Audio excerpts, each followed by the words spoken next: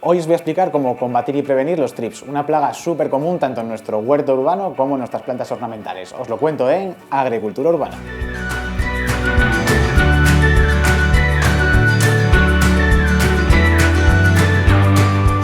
Seguramente muchos de vosotros ya habéis escuchado lo que son los thrips o os suenen, y bueno, para todos aquellos que no, pues bueno, los thrips son unos pequeños bichitos, unos pequeños insectos que no suelen rondar más del 1 o unos 3 milímetros aproximadamente, que lo que hacen en nuestras plantas es pues succionar, por así decirlo, el interior de las células vegetales.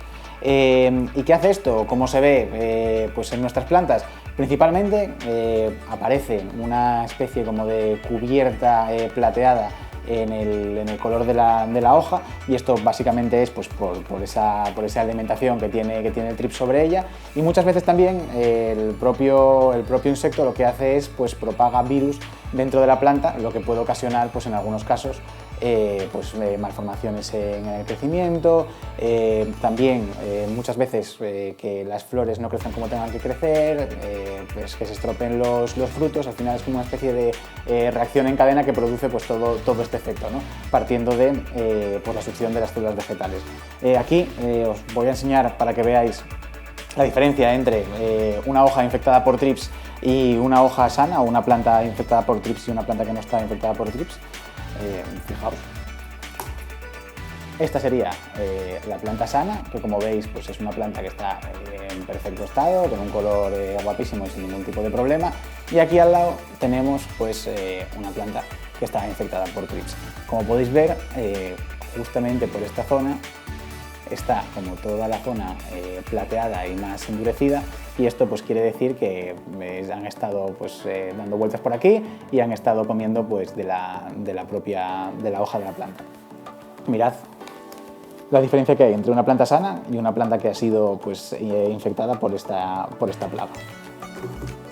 La aparición de los thrips comúnmente pues, suele suceder cuando tenemos un clima que es templado y tenemos pues, unas humedades pues, relativamente elevadas.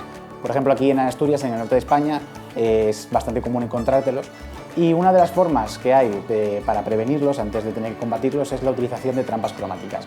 Aquí en el canal Prestoso tenemos un vídeo que hizo César de la Fuelga Eco, donde nos explica cómo hacer trampas cromáticas. Concretamente, en el caso de los thrips, son más eficaces las trampas cromáticas de color azul e incluso las de color amarillo, que podéis ponerlas pues, cerca de vuestro huerto para, por lo menos, reducir la posibilidad de que os aparezcan thrips en vuestros cultivos.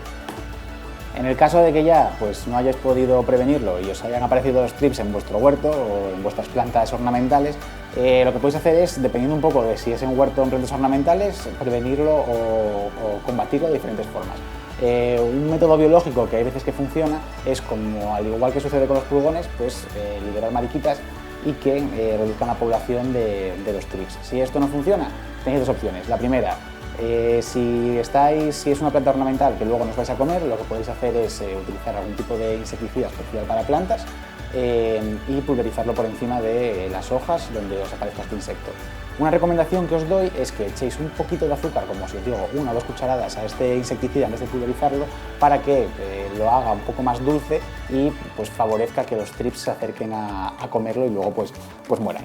En el caso de que no sea una planta ornamental y sea algo más pues, del huerto y que vais a consumir, pues bueno, tenéis la opción que es la más común, que es el uso de aceite de neem, que podéis utilizarlo pulverizándolo sobre la superficie foliar de las plantas y reduciendo así de esta manera pues, la aparición de los thrips. En el caso también de que sea una aparición pues, no muy grande, siempre está la forma de toda la vida mecánica de ir identificándolos y quitar pues, aquellos que veáis, aquellas poblaciones más grandes. Bueno, eso es todo. La explicación de cómo podéis combatir a los thrips ha sido una explicación muy breve, pero bueno, al final es lo que hay, o sea, es el método que existe. Espero que os haya gustado, que en el caso de que los tengáis, pues podáis aprender a combatirlos, y nos vemos en el próximo vídeo de Agricultura Urbana.